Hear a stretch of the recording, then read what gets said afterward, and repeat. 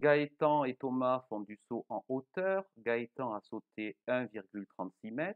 Il a devancé Thomas de 25 cm. Quelle hauteur Thomas a-t-il sauté? Il a devancé Thomas de 25 cm. Ça veut dire qu'il est devant Thomas de 25 cm. Essaie de résoudre ce problème. Petite pause. Je ne vois pas de plus, de moins, et pourtant c'est une comparaison simple puisqu'on compare le saut de Gaëtan et le saut de Thomas. Il y a deux éléments, donc je vais pouvoir faire le schéma de la comparaison simple. Le voici. Gaëtan a sauté 1,36 m. Il a devancé Thomas, ça veut dire qu'il était devant, ça veut dire qu'il est en haut. 1,36 m. Thomas est donc en bas.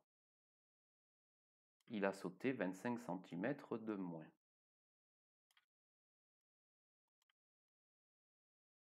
La petite difficulté, c'est que la hauteur qu'a sauté Gaëtan est en mètres, tandis que celle de Thomas, c'est-à-dire l'écart, est en centimètres.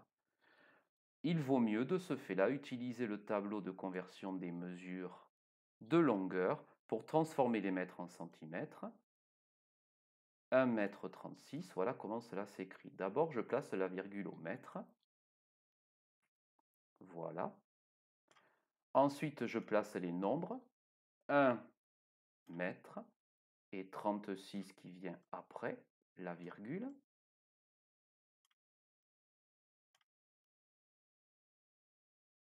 Pour avoir les centimètres, eh bien la virgule se place désormais au centimètre et je peux l'enlever ici, c'est-à-dire que l'unité se déplace des mètres vers les centimètres et je lis 136 centimètres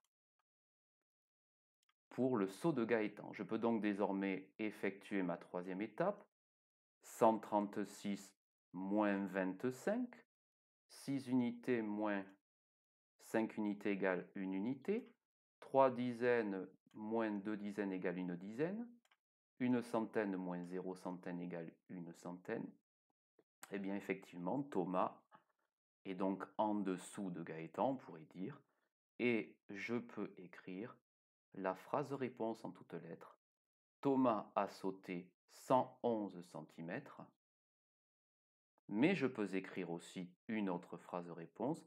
111 cm si je les place dans le tableau. 111 cm, ça fera unité, dizaine, centaine. Et je fais l'opération contraire à tout à l'heure. Il faut donc que j'écrive la virgule du centimètre vers les mètres. La voici.